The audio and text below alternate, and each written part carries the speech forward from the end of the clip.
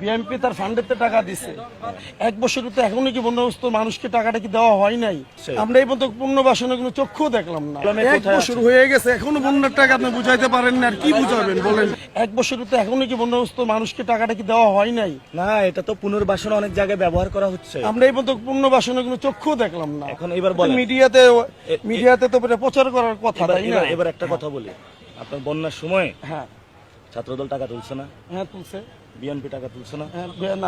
BNP কখনো টাকা তোলে নেই, সব জায়গায় বিতরণ। বলেন, বিএনপি তার ফান্ডেতে টাকা দিছে, যদিও টাকা তার ফান্ডের থেকে তো আপনাদের যে কোশ্চেন গুলা আমরা এগুলা সলভ করবো। আমি বলি না না, আপনার যে কোশ্চেন এই ভাইয়ের কেউ নাম্বারটা রাখেন। একটা বছর আপনার হয়ে গেছে এখনো বন্যার টাকাগুলি মোবাইল চালান? হ্যাঁ মোবাইল চালাই, এখনো ভাইদের টাকাটি যায়। ভাইয়ের নাম্বারটা নিয়ে রাখেন কেউ, তাহলে হলো আমাদের ফকিরাপুলে অফিসে আসেন, আমি আপনাকে বুঝাইয়া দিব কাগজে কলমে। এক বছর হয়ে গেছে এখনো বন্যার টাকা আপনি বুঝাইতে পারেন না, আর কি বুঝাবেন বলেন? তাহলে ভাই এবার একটা কথা বলেন, আপনি যখন বুঝতেই চান হ্যাঁ অবশ্যই